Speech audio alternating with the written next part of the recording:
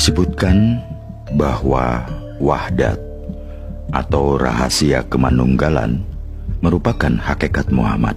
Dalam bahasa Sufi, hakikat Muhammad berhubungan dengan roh Al-Qudus dengan roh Al-Muhammadiyah. Analisis hal tersebut dalam perspektif Wali Agung Syekh Abdul Qadir Al-Jailani dan juga dalam perspektif Syekh Siti Jenar, yang sebagian pemahaman tasawufnya memang terpengaruh oleh perjalanan dan pengalaman Syekh Al-Jailani. Anda mungkin pernah bertanya-tanya, mengapa wajah Rasulullah Muhammad tidak bisa atau tidak boleh digambar? Alasan yang muncul kadang karena pada saat itu belum ada fotografi sehingga gambarnya tidak mungkin tepat. Kalau hanya alasan ini kurang tepat, karena pada masa nabi-nabi yang lain juga belum ada teknik foto dan tidak dipermasalahkan gambar-gambar para nabi dan wali yang ada. Kalau kita melihat banyak kitab dan buku yang ada, penggambaran Allah dan Nabi Muhammad diilustrasikan dengan cahaya yang terang menderang.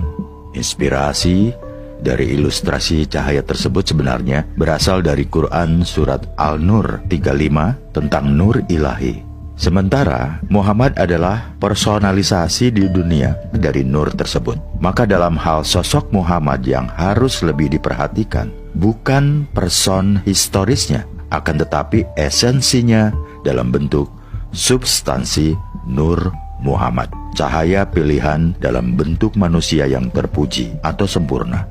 Karena justru dengan nur Muhammad itulah maka person historis Nabi Muhammad bermakrifat secara musyahadah dan mata telanjang.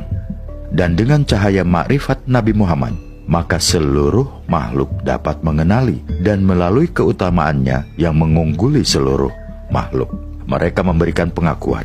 Jelas, menurut Al-Jailani, Nur Muhammad merupakan ciptaan pertama dan utama Allah yang diciptakan dari nur Allah atau esensi sendiri, atau memang cahaya khusus yang dikaruniakan Allah sendiri untuk merujuk pada keutamaan dan kemuliaannya sebagai prototipe Al-Insan Al-Kamil. Dalam kaitan bahwa Nabi Muhammad hakikatnya bukan sosok historisnya yang harus dirujuk, maka Asma Muhammad bukanlah nama asal dari Rasulullah yang agung ini. Muhammad adalah nama dunianya, di mana nama aslinya sejak kecil adalah Ahmad, sosok yang penuh dengan keterpujian.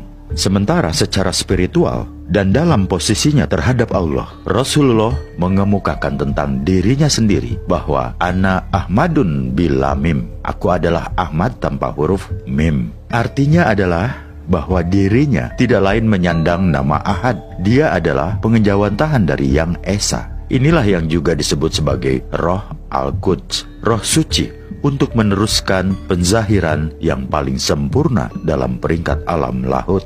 Dalam hal ini, Syekh Siti Jenar memberikan penjelasan secara tepat. Muhammad itu pada hakikatnya nur Allah, yang dalam bentuk lahir ialah manusia Muhammad. Disinilah rahasia dari menyatunya syahadat Rasul ke dalam syahadat Tauhid.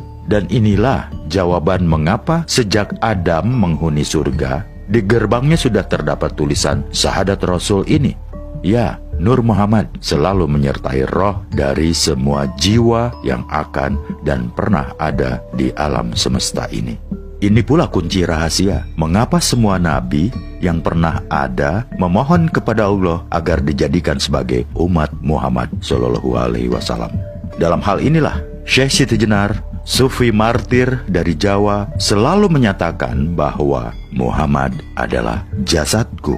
Nur Muhammad dalam Sufisme Syekh Abdul Qadir Al-Jailani disebutkan juga dengan sebutan Roh Muhammad yang diciptakan dari cahaya ketuhanan. Nurun ala nurin, Roh Muhammad merupakan realitas gaib yang menjadi inti segala penciptaan. Oleh karenanya, kadang ia disebut Nur, Roh, Kalam, tercipta dari perkataan kun dan akal, God spot, atau titik Tuhan dalam akal kecil manusia. Ia merupakan realitas yang memiliki banyak nama menurut fungsi dan dari sudut mana kita memandang. Realitas batin seperti inilah diberikan kepada orang sufi sebagai hakikat al-Muhammadiyah. Jika disebut dengan nur atau cahaya, karena ia memang bebas dan bersih dari segala kegelapan.